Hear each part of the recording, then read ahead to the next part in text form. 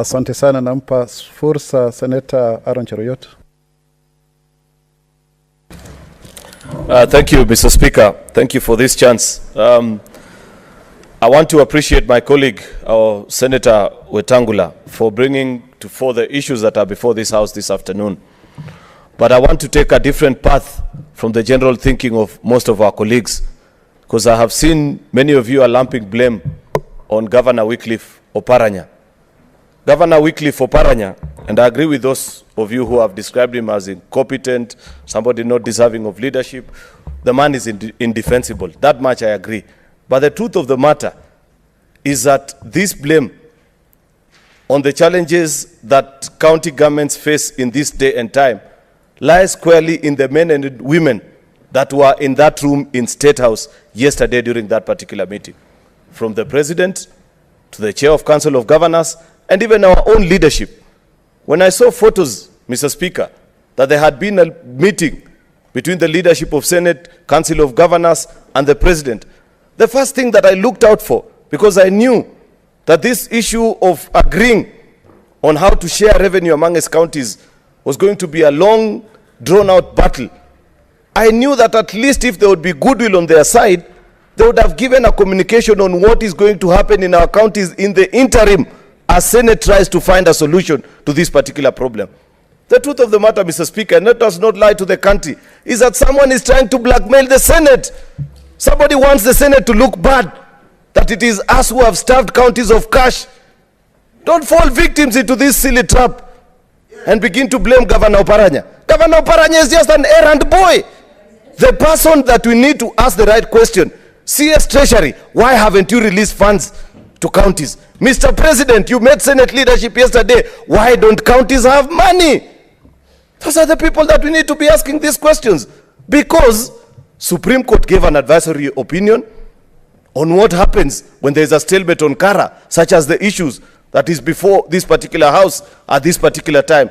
So, let us not pussyfoot about these issues, trying to call governors saying, oh, they are thieves. We understand how crooked each of the 47 governors in this country is.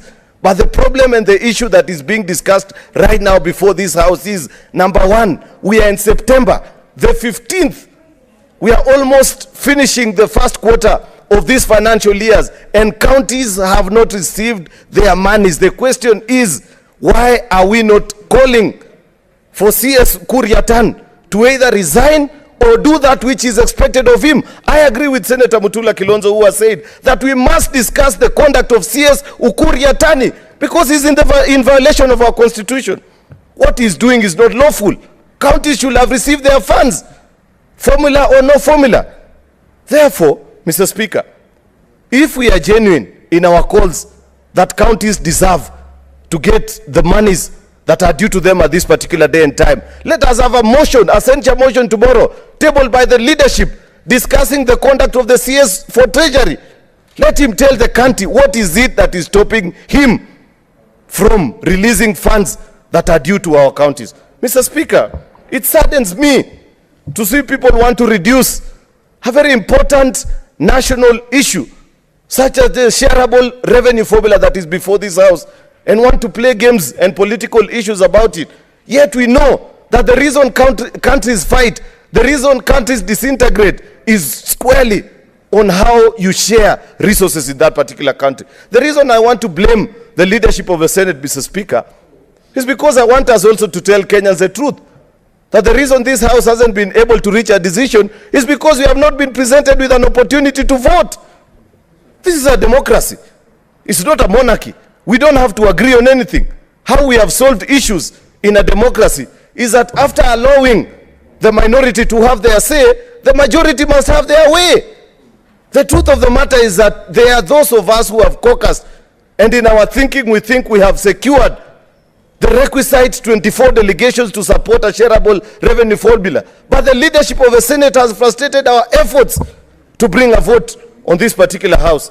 Therefore, Mr. Speaker, if we are genuine, if we are honest, if we believe in devolution, let us begin by first being honest, calling out the people that were in that meeting yesterday and asking, when are funds going to hit the accounts of our counties?